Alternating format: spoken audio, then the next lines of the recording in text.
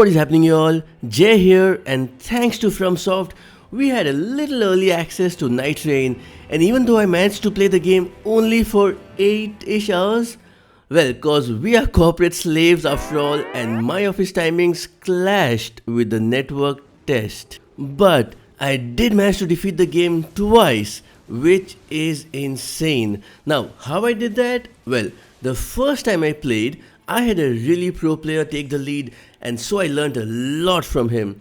I mean, he literally knew exactly what to do. It's like I was playing with a game dev or something. And in my next playthrough, I took the lead and did the same things he did. And guess what? My second team defeated the Night Lord once again. And in this video, I want to tell you the 10 things I did to beat this game. So you might want to bookmark this video or subscribe. So, ready? Let's go. Starting off, we have maps and map markers. Most of you are going to play with randoms. Coordination is the key. Now, I would suggest for the first day, you guys stick together. This map is nothing but a Fortnite island with a circle closing in. And on this map, you can see different point of interests. So your job as a leader is to find the point of interest and mark that location for you and your team to go. And these points of interest will have different mini bosses including dragons, which gives you some of the best weapons. I'm talking purple and even orange weapons. More on that later. Point being, always use markers. Mark the point of interest, go together, destroy that area, then mark another location, destroy that area. You get where I'm going. And the circle is always closing in, so you always want to find point of interest sideways and then slowly finding points of interest towards the center. And in between these points of interest, you might find random things. Like in one of my playthrough, there was an area which spawned these massive bugs, and upon defeating them, we got boss rewards. Or you might even run into a mini boss or a scarab. So going from one point of interest, say a fortress, to another point of interest, say a church, where you can increase your sacred flasks, by the way, there is more chance of finding hidden things in between if you travel from one point of interest to another. The map is just designed that way, rather than aimlessly moving around everywhere. My next tip at number 9 is that you will find these spectral trees, which can be used to summon spectral hawks. These can be used to traverse the map quickly, where you can see its path on the map and have control over where you want to land. Next up, at number 8, I want to talk about deaths, or the better way to say it is the down state. So, when your teammate goes down, the only way to revive them is by hitting them. And while many of you might know that, something I didn't realize straight away is that how many hits you need to do to revive your teammate can be known as well. You will see this icon pop up on top of their head. Now, when he or she goes down for the first time, you will see one of 3 arcs color coded to purple. So he will get up in 1 or maybe 2 hits. When you see the second bar filled up, which is when you know he has gone down the second time, now he's going to take more hits. And when you see the entire circle color coded, you're going to need many more hits to revive him. So in a scenario, if your teammate is downed and you see all the 3 bars coded to purple, you might want to do a special move to revive him. Or else you may keep doing your regular attacks, and in the process of reviving your teammate, you may actually go down, and you don't want that. So keep an eye on the icon on top of your down teammate. Number 7. Mage towers. Yes, the same puzzle solving towers that you see in the base Elden Ring game.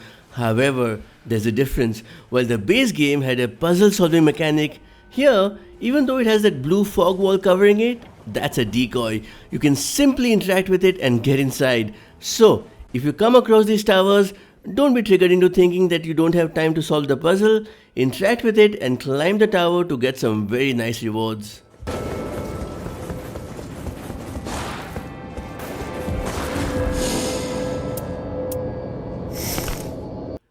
Next up at number 6.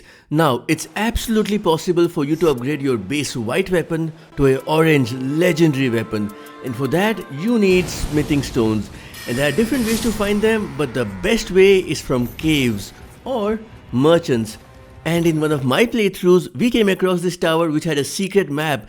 And this map revealed all the merchants. So what I'm trying to say is, if during a run you don't find amazing weapons, you can collect these stones, and just before Night Lord, you'll be given a chance to upgrade your weapon, and you wanna make sure you do that.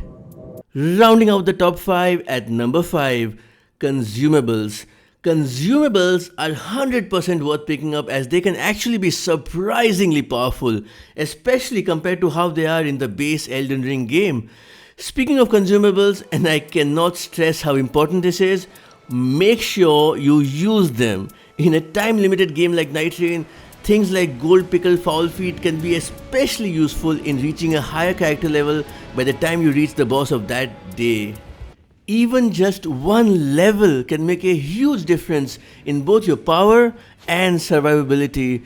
Throwable weapons can also be very helpful in doing big damage to enemies without you needing to put yourself at risk. So yeah, collect the consumables and use them. Next up, weapons. Now, I've heard a lot of players discuss the difficulty of the first Night Lord, and somehow my team managed to beat him twice in 2 runs. Actually, not somehow. I know how we did it, and that brings me to weapons. So let's start off by discussing rarity of weapons. So first up, we have the white rarity at level 1. Then we have the blue rarity, which you can use at your level 3. At level 9, you can use the purple rarity weapon, and at level 12 is when you can use the legendary weapons. So, you are given 6 weapon slots, and you want to make sure you have filled all those 6 slots with weapons.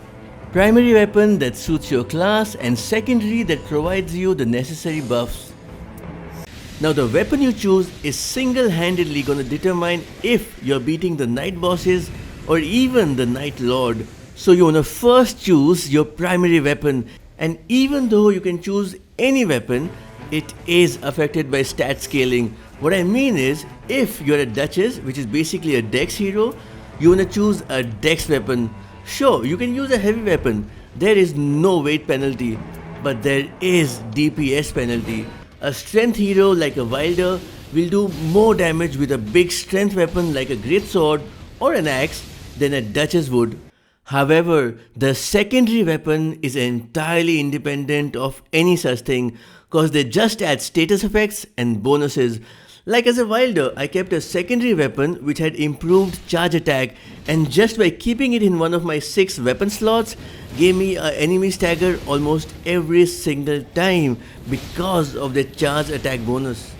And this other time I found a weapon which had improved guarding, which is useless for a Duchess but absolutely killer for a Guardian whose main job is to be a tank with the shield, and the improved guarding ability weapon is a must-have for a Guardian. Now, I started off this part by saying weapons was single-handedly the biggest reason we won back-to-back runs, and that's because in each run we had 2 players who had secondary weapons which did bleed damage. And let's face it, this game, Nightreign, is a hack and slash game. So the result of this was we kept getting bleed followed by a stagger, and the boss had no chance to recover. And here is the crucial bit.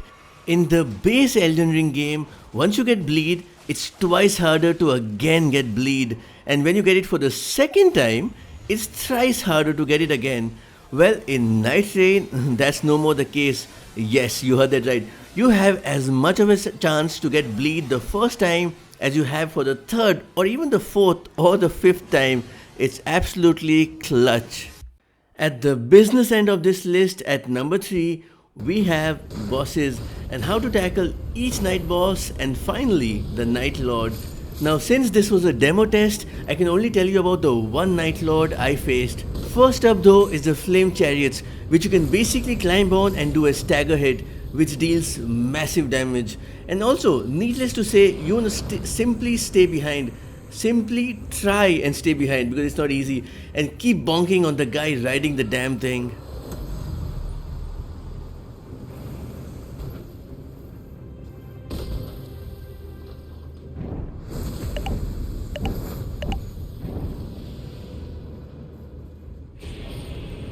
Another mini boss I faced was the Godskin Noble. He was the same as in the base game, so you wanna try and get a parry off of him. He does have a massive HP, but if you do this together, he should be okay.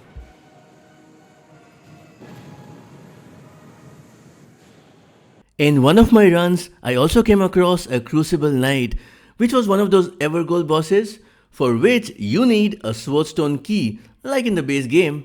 However, I would suggest avoid them, because you not only use up a slot to store the key, the boss present in an Evergold does not drop anything. All you get is experience, and in this game, time is the name of the game, and you need quality loot in that time. So don't waste your time on Evergold bosses.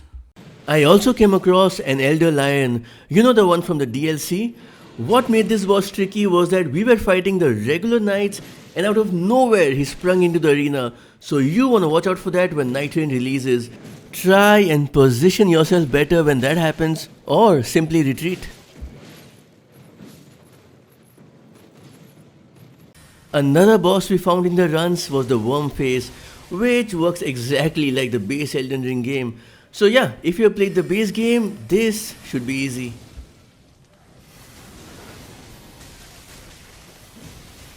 Now, all the bosses I spoke about here are either tower bosses or church bosses. There is another kind, field bosses. And what you want to be mostly looking out for is a dragon. This is one boss that isn't that hard. Big HP, yes, but he ain't no Bale. And when you manage to kill it, it drops some of the best weapons in the game. I mean, in my playthrough, all I got was purple or even an orange tier weapon. And while there are other field bosses as well, such as the Golden Hippo, they're alright. Your team can easily take them out after you have leveled up slightly.